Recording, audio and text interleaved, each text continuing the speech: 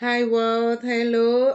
This is Tuesday, right? Another episode of TherapistMAG, whatever is on my mind. I am Maria Abanga, aka Mag, chiming in from Douala, Cameroon. I'm a psychotherapist, I'm a lawyer, I'm a motivational speaker, I'm a woman, mother, so many things in one. And each week, I reflect on something and I number them episodes, and I think I'm on the 32nd today.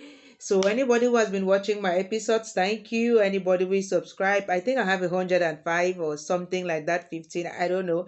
It just blows my mind. Like, this is what I'm doing, and in my country, where we are not so receptive to any of these kind of things, it's great. I feel less, I don't know if I'm going to say afraid and shy and stuff like that.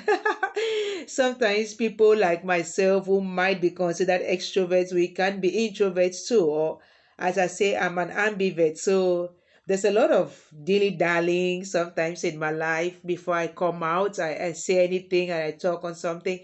And especially when it has anything to do with my own life's experiences, which is something that happens quite a lot, and when I talk about anything relating to childhood, I also had a traumatic one, and I was diagnosed with post-traumatic stress disorder, right? So there's a lot of trauma that has shaped me and kind of made me who I am and who I'm becoming. And I have done a lot of um, inner child work, and I'm on a journey, right? It's a journey. Life is a journey. And I'm not in a position to help other people too. But there are times when I get triggered again. And there are times when I'm like, aha, you didn't look at this part. You didn't look at this part. It's okay to look at this part. It is all about recognizing that we have a wound, we have a spiritual wound, we have a core wound. Well, everything didn't go out the way it should have gone out in our caregiving, our upbringing. And so, yes, it is impacting the way we are living our lives now. And it might have even impacted to the extent where we lose touch with reality, as they sometimes say.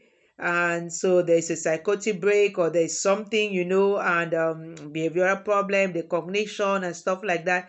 And then we are diagnosed with a mental health condition, or we have emotional problems, relationship problems. We can't figure things out, and we can't understand why things are the way they are, what's going on with our lives, and why are people the way they are. Everybody has a story.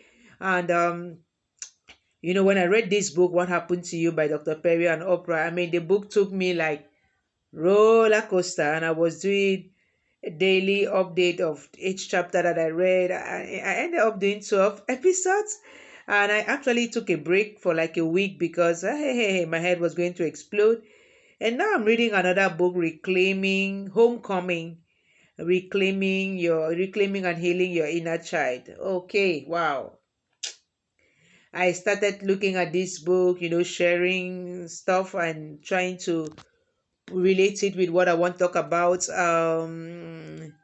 healing your inner child and stuff like that. But now, today, I want to look briefly at, are you wounded in the first place? Sometimes we don't want to accept that we are wounded. We want to be strong, whatever strong means. We want to put up that facade. We want to bandage the wound. We want to bandage it, even if it needs more than bandaging. Who wants to go through that pain? Who wants people to see the rot? Who wants to smell that? But we can't run away from all of that, right? It's inside you. And the biggest pain or wound a child can experience is what the author describes as the frustration of a child's desire to be loved as a person and to have his love accepted is the greatest trauma that a child can experience. So, if you, even as an adult, you still have that frustration, because as a child, you remember, we are so dependent, we are so innocent, we are so everything. And so we just want to be loved. We just want to be accepted. I mean, we come into this world and we don't know nothing, and so we want to belong. We just rely completely on our mothers and our caregivers. We are so dependent on them. And so a child runs to us. And if a child runs to us and then that child is rejected, they can sit there. You can imagine that the brain is so confused.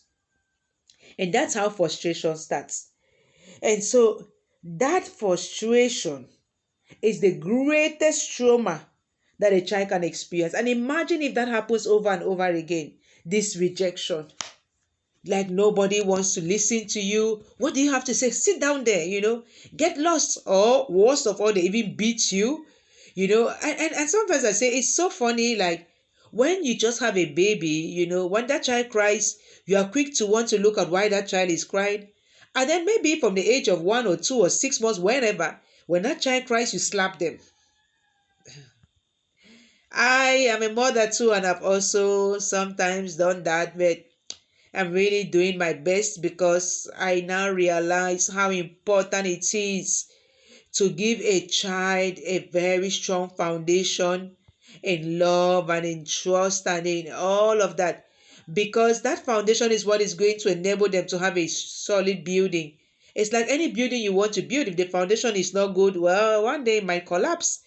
So, well, if you think that you had a childhood with more of insecurities than nurturing and fears and all of that, you might want to get this book, and there's some work in there. I'm yet to start reading those chapters. You might want to consult a therapist. You might want to just watch my videos for some self-help tools. You might want to go look at some stuff on Google or read this book, What Happened to You by Dr. Perry and Oprah. I mean, there's so much to do. Please do not suffer in silence. Whatever strong means, define your own, and really pay attention to yourself. Nurture that inner child. Stop, masking it with all those addictions and the sex and the drinks and the dance and the drugs and all of those things. There are more healthy ways to cope, right? There is hope. Do not give up. I'm yours, Maria Abanga. Until when next, God bless us all.